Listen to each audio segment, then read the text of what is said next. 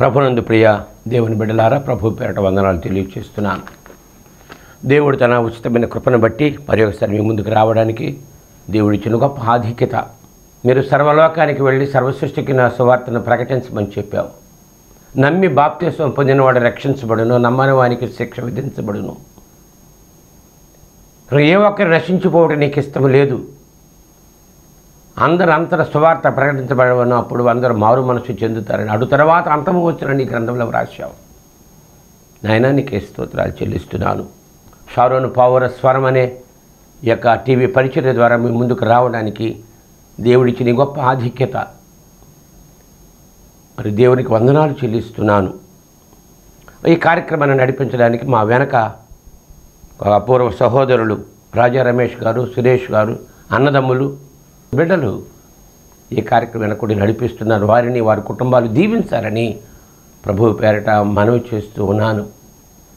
దేవుని పరిచర్యకు వారు చేదోడు వాదోడుగా ఉన్నారు. పరిచర్య ఏ ఒక్కరి సొత్తు కాదు. శరీరంలో కళ్ళు, ముక్కు, చెవులు, కాళ్ళు, చేతులు అన్ని అవయవాలు కలిస్తేనే పని. చేతులు సహకరించకపోతే, కాళ్ళు సహకరించకపోతే, తన బ్రెయిన్ సహకరించకపోతే మనిషి ఏం చేయగలరు? సంఘం అంటే చెప్పాడు యేసయ్య, ఈ శరీరానికి శిరస్సు ఆయన, శరీరం సంఘము, ఆయనతో ముందు సాగిపోవాలని ప్రభు పేరట మనవి చేస్తున్న బిడ్డలని దేవుడు దీవించాలని మరి ఒకసారి ప్రభు పేరట వారికి దీవెనలు తెలియచేస్తూ ఉన్నాను. ఈ సందర్భంగా పరిశుద్ధ గ్రంథంలో 1 కొరింథీ వ్రాసిన పత్రిక 15వ అధ్యాయంలో ఒక చక్కని మాట జ్ఞాపకం చేస్తున్నాడు. 1 కొరింథీ వ్రాసిన పత్రిక 15వ అధ్యాయంలో 58వ వచనంలో, కాగా నా ప్రియ సహోదరులారా, మీ ప్రయాస ప్రభువునందు వ్యర్థము కాదని ఎరిగి స్థిరులను కదలని వారును ప్రభు కార్యాభివృద్ధి యందు ఎప్పటికీ ఆసక్తులయ్యుండు. ఎంత చక్కని మాట. కావున నా ప్రియ సహోదరులారా, మీ ప్రయాస, మరి బిడ్డలు 3 సంవత్సరాల నుంచి ఈ పరిచర్య, టీవీ పరిచర్య వారు సహాయకులుగా ఉన్నారు. 3 సంవత్సరాల నుంచి మేమేదో మా చిన్న సంఘాన్ని, ఆశ్రమాన్ని నడిపించుకుంటున్న విజయవాడలో. అయితే మరి విజయబాబు వారి యొక్క బావమరుదులు వాళ్ళతో మాట్లాడి ఈ కార్యక్రమాన్ని నడిపించడానికి దేవుడు గొప్ప సహాయం చేశాడు. ఇది దేవుడు ఏర్పాటు చేసినది. ఇది ఇశ్రాయేలీయులారా, మీరు ఊరక నిలిచి ఉండి చూడండి. సముద్రాన్ని బ్రద్దలు చేయగలరా? ఇశ్రాయేలు 430 సంవత్సరాల దాస్యం నుంచి దేవుడు విడుదల చేశాడు మోషేను పంపించి. దాదాపు 40 లక్షల మంది ఇశ్రాయేలీయులు వస్తున్నారు. వారి వెనక ఫరో సైన్యం మరల వెనక్కి పట్టుకుపోవడానికి వస్తున్నారు. చుట్టుపక్కల అరణ్యం, ఎదురేమో సముద్రము, వెనకేమో ఫరో సైన్యము, 2 వైపుల అరణ్యము. 40 లక్షల మంది ఎక్కడ దాక్కుంటారు? అప్పుడు మోషే దేవుడికి ప్రార్థించగా, నీ కర్ర తీసుకుని ఇళ్ళు ఆ సముద్రం మీద కొట్టు, సముద్రం బ్రద్దలైపోతుంది అన్నాడు. ఓ మీరే యుద్ధం చేయొద్దు, ఓరక నిలుచుండి చూడండి, యెహోవా కార్యం చేస్తాడు కనుక. నీతిమంతుడు విశ్వాస మూలముగా జీవించును. మా నాన్నగారు 70 సంవత్సరాలు, సంగీతరావు గారు అపోస్తలుడు అనబడిన దగ్గర సేవకుడు, 70 సంవత్సరాలు సేవ చేశాడు మా నాన్న. దేవుని మీద ఆధారపడ్డాను, అచ్చమైన సేవకుడు. నీతిమంతుడు విశ్వాస మూలముగా జీవించుడు. మా నాన్న వెనక్కి వెళ్ళరా. జీవితమంతా మా నాన్న, మా అమ్మ ప్రార్థన పోశారు. వాళ్ళ ప్రార్థనలే ఈరోజు మేము ముందు నిలబడడానికి ఆస్కారంగా. మా నాన్న చెప్పాడు, సేవ అంటే నాన్న పూటకు ముద్ద పండకు ఒక బట్టరా అన్నాడంతే. ఈరోజు సేవకుడు పరిగెడుతున్నారో అర్థం కావటం లేదు. డబ్బు కోసం పరిగెడుతున్నారు. గెహాజీ పరిగెడుతున్నాడు అన్నాడు, గెహాజీ ఇది సమయమా? ప్రభువు రాబోతున్నాడు, సంఘం ఎగరబోతుందో సంఘము. దూతలు భూలోకానికి వస్తారు, సంఘాన్ని ఏర్పాటు తీసుకుపోతారు. ఆకాశ మేఘాల మీద పరలోకానికి ప్రభువును కలుసుకోవడానికి వెళ్ళబోయే సమయము. ఈ సమయంలో ఇంకా శరీరాశ, నేత్రాశ, జీవపడంబం, ఈ లోకము కదిలిపోతున్నారు. భక్తిహీనుడు కదిలిపోతారు. యోహాను కదిలిపోయాడు, అవ్వమ్మ కదిలిపోయింది, గెహాజీ కదిలిపోయాడు, ఆకాను కదిలిపోయాడు. ఎవరైతే ప్రభువుని ఎరిగి మరలా వెనక్కి వెళుతున్నారో వాళ్ళు కదిలిపోయే వరుసలో ఉన్నారని గత వారం జ్ఞాపకం చేసుకున్నాం. ఇక్కడ చెబుతున్నాడు ఈ కొరింథీ 1:15-58లో, కాగా నా ప్రియ సహోదరులారా, మీ ప్రయాసము ప్రభువునందు వ్యర్థము కాదని ఎరిగి స్థిరులు కదలని వారు ప్రభువు కార్యాభివృద్ధి యందు ఎప్పటికీ ఆసక్తులై ఉండాలి. పెళ్ళి అంటే అగ్రిమెంట్ వివాహం కాదండి. 3 ఏళ్ళకి 4 ఏళ్ళకి పెళ్ళి కాదు. ఒకటే పెళ్ళి జీవితాంతం. నా ప్రియ సహోదరి సహోదరులారా, దేవుని కార్యములు ఆసక్తి కలిగి ఉండాలి. If you carries the Bible carries you. నువ్వు నమ్మకంగా చూడండి. తిమోతి రాసిన పత్రిక చూడండి, 2వ తిమోతి రాసిన పత్రిక 2వ అధ్యాయం చూడండి. ఒక మాట మొట్టమొదటి చదవండి. నా కుమారుడా, క్రీస్తు యేసునందు కృపచేత నువ్వు బలవంతుడు కమ్ము. నీవు అనేక సాక్షులు ఎదుట నా వలన వినిన సంగతులను ఇతరులకు బోధించుటకు సామర్థ్యము గల నమ్మకమైన మనుషులకు. ఇది కథ. నా ద్వారా ఏమి నేర్చుకున్నావో, ఏం తెలుసుకున్నావో, దేవుడు నీకేం చెప్పాడో, నా వలన వినిన సంగతులు ఇతరులకు బోధించుటకు సామర్థ్యము గల నమ్మకమైన మనుషులకు. మోషే దేవుని ఇల్లంతటిలో నమ్మకస్తుడు. అల్పకాలము పాప భోగము అనుభవించడం కంటే దేవుని ప్రజలతో నింద అనుభవించడం మేలని ఈజిప్టు సామ్రాజ్యాన్ని విడిచిపెట్టిన యోధాను యోధుడు, వీరాధి వీరుడు మోషే. నా ప్రియ సహోదరులారా, మీరు ప్రయాస ప్రభువును వ్యర్థము కాదని ఎరిగి స్థిరులు కదలని వారు ప్రభువు కార్యాభివృద్ధి యందు ఎప్పటికీ ఆసక్తులై ఉండాలి. పరమగీత గ్రంథంలో చదువుకున్న మనము నీ పలు వరుస, 2 వరుసలు, 1 వరుస క్రింది వరుస, 2 వరుస పై వరుస. ప్రభు అన్నాడు, మీరు క్రింది వారు, నేను పైనుండేవాడు అన్నాడు. పై వరుసలో మనం ఉండాలి. పై వరుస అదే యేసయ్య వరుస, అదే స్థిరమైన వరుస, అదే పెండ్లి కుమార్తె వరుస. కానీ ఏ లైన్లో, ఏ వరుసలో ఉన్నావు, ఏ గుంపులో ఉన్నావు అని ఇక్కడ జ్ఞాపకం చేసుకోవాలనేవి. కనుక ప్రభువు ఈ పరమగీత గ్రంథంలో ఎన్నో చక్కని ప్రసంగాలు, అద్భుతమైన వాక్యాలు, అద్భుతమైన మర్మాలు. కనుక యేసు ప్రభు పెండ్లి కుమారుడిగా భర్తగా రాబోతున్నాడు. ఆయన పెండ్లి కుమార్తెగా మనం సిద్ధపడాలి.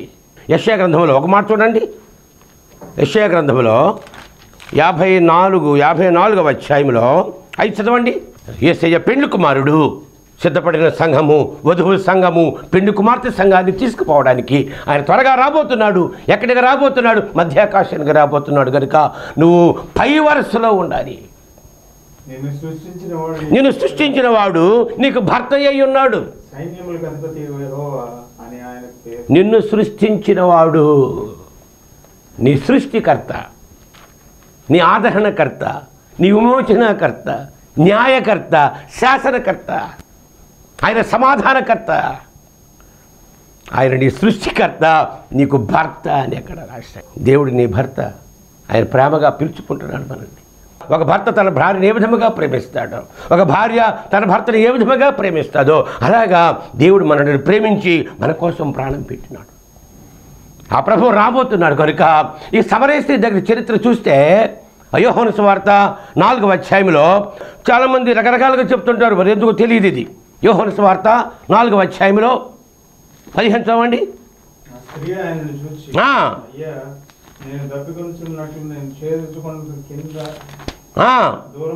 యేసయ్య వెళుతున్నారు, సమరయ గ్రామానికి వెళుతున్నాడు. యూదుల సాధి వెళ్ళరు, ప్రభు వెళుతున్నాడు. ఆ రోజు ఆ స్త్రీతో మాట్లాడాలి. ఆయన ప్రోగ్రాం 12 అయిపోయింది.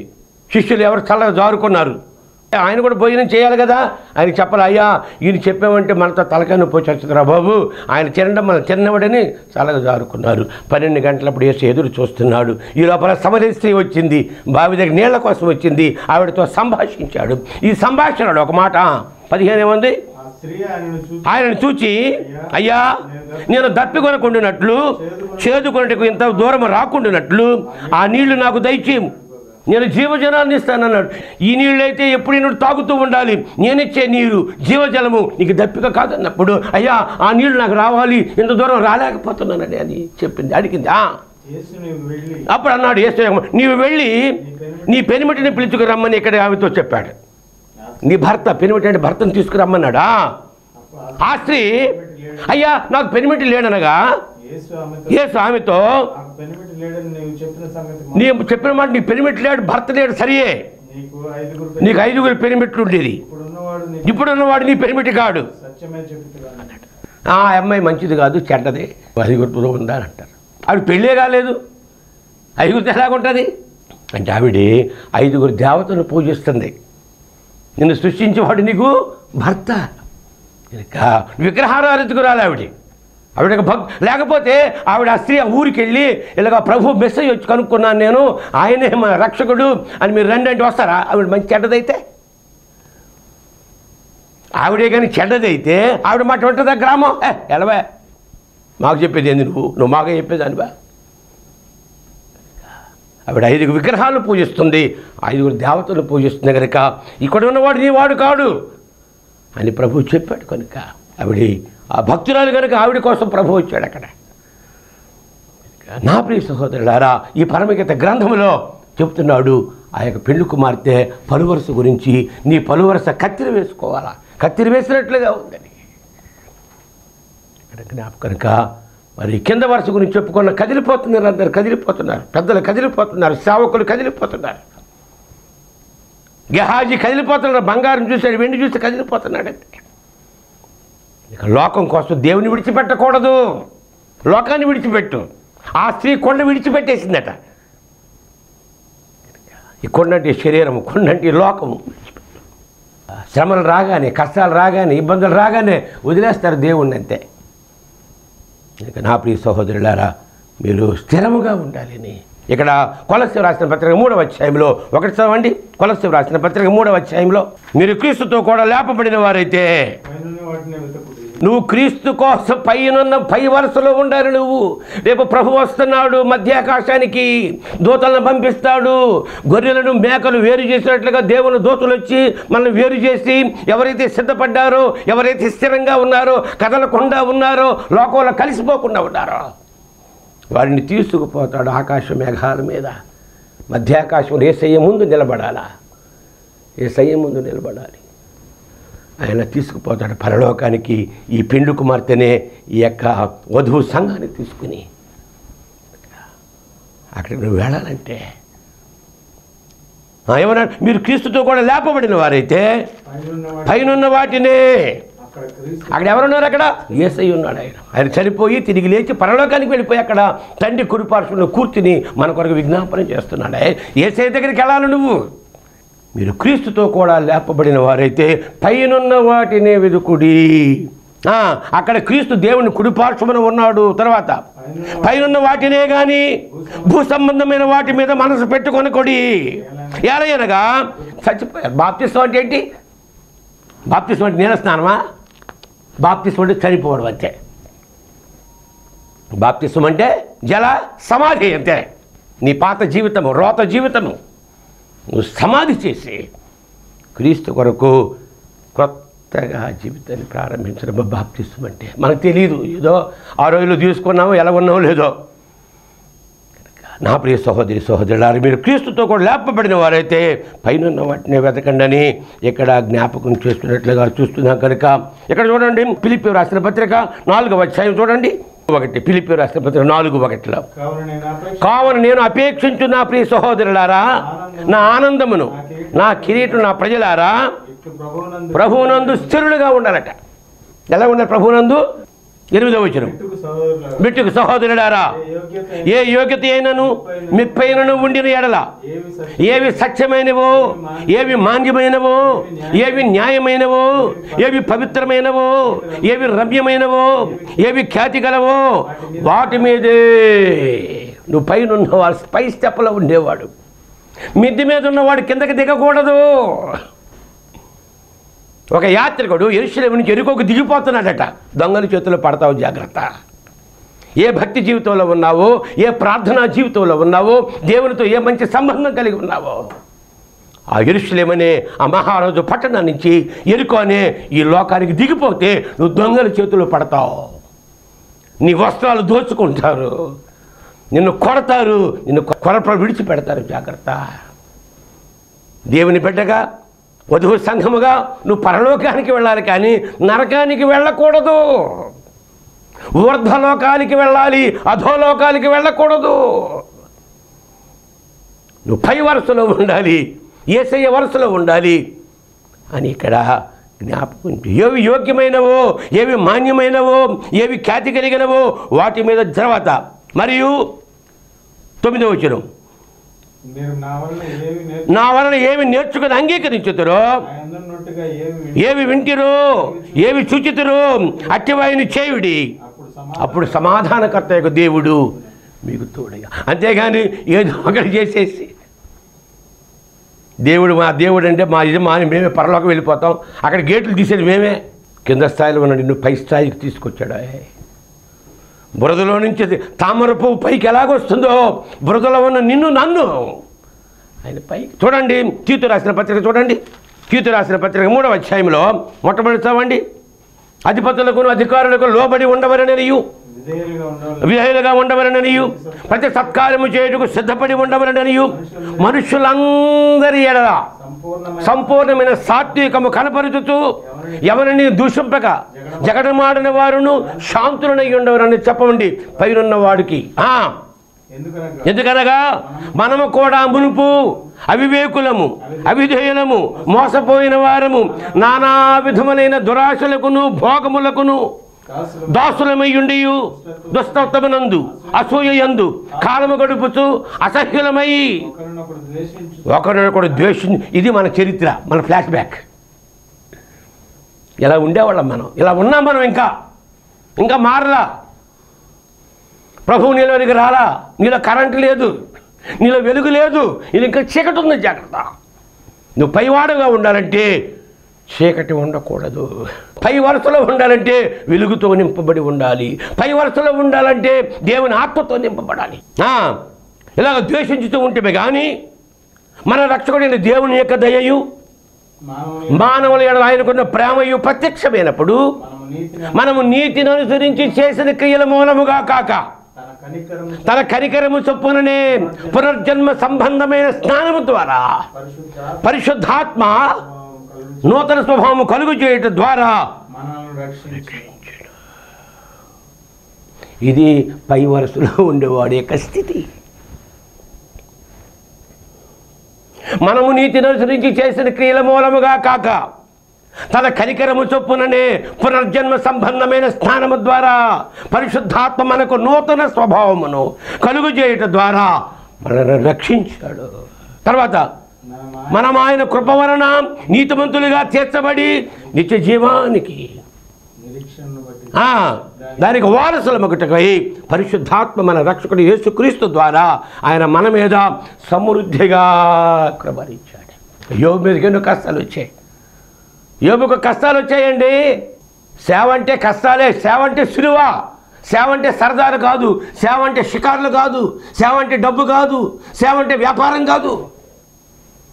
సేవ అంటే సిలువ. సేవ అంటే శ్రమ. శ్రమ అంటే కష్టం. యేసయ్యకు ఎప్పుడు సుఖాలు లేవు. యేసయ్యకి రాత్రంతా ప్రార్థన, పగలంతా పరిచర్య. రాత్రంతా ప్రార్థన, పగలంతా పరిచర్య. చూడండి 1వ దశలో రాసిన పత్రికలో 1వ దశలోనికి రాసిన పత్రికలో 3వ అధ్యాయంలో మొట్టమొదటి చదవండి. కనుక నువ్వు పై వరుసలో ఉండాలని ఈరోజు నువ్వు కోరుకుంటే, నువ్వు ఆశిస్తే నీ జీవితాన్ని అంకితం చేసుకో ప్రభువుకి. లోకాన్ని విడిచిపెట్టు, వ్యామోహాలు విడిచిపెట్టు. ఎంతకాలం ఉంటావు ఈ లోకంలో?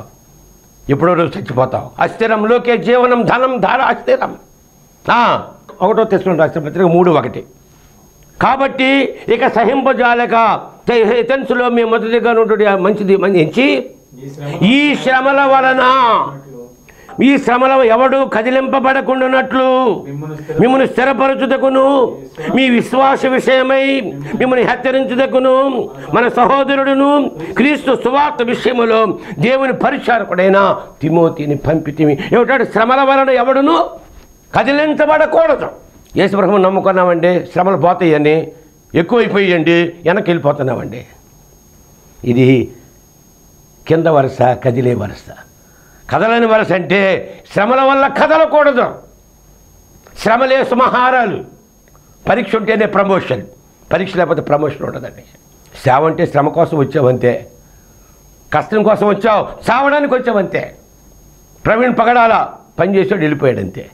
గడ్డల ప్రకాష్ గారు పనిచేసాడు, వెళ్ళిపోయాడంతే. అమెరికాలో ఈ మధ్యలో ఒక ఆయన చనిపోయాడు, పనిచేసాడు, వెళ్ళిపోయాడంతే. మనం కూడా వెళ్ళిపోవాలా? ఎంతకాలం ఉంటాం లోకంలో అంట?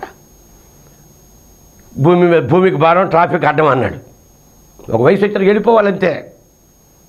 శతవత్సరమును మితము చెప్పిన కానీ నమ్మరాదా మాట నెమ్మనమన. బాల్యమందో, యవనమందో, ముదిమియందో, ముసలియందో, ఊరనో, అడవినో, ఉదక మధ్యమమునో, ఎప్పుడో ప్రభు దగ్గరికి వెళ్ళాలంటే నువ్వు పై వరుసలో ఉండాలి.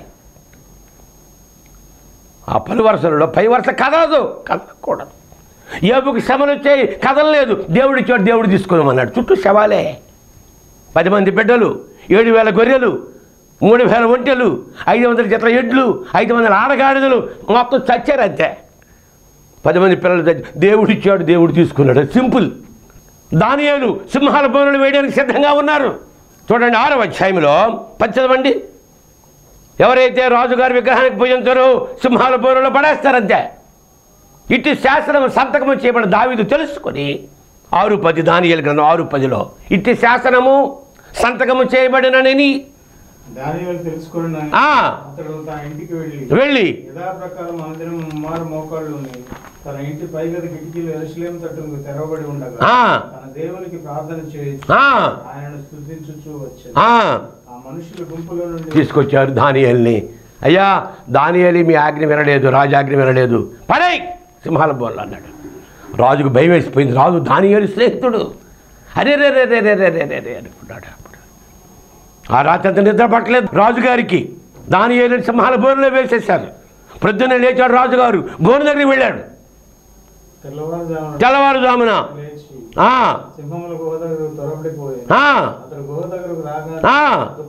దుఃఖ స్వరముతో దానియేలుని పిలిచాడు. ఏమని పిలుస్తున్నాడు చూడండి. జీవము గల దేవుని సేవకుడమైన దానియేలు, నిత్యము నీవు సేవించుతున్న నీ దేవుడు నిన్ను రక్షించగలిగినా.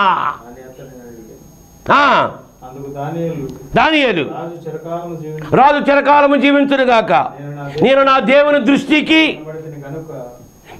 దేవుని దృష్టికి నిర్దోషినిగా కనబడింది కనుక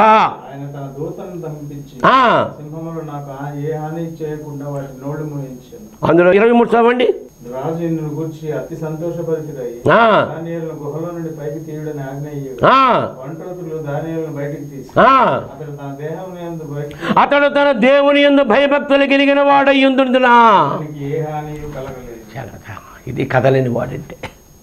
పై వరుసలో ఉన్నాడు దానియేలు.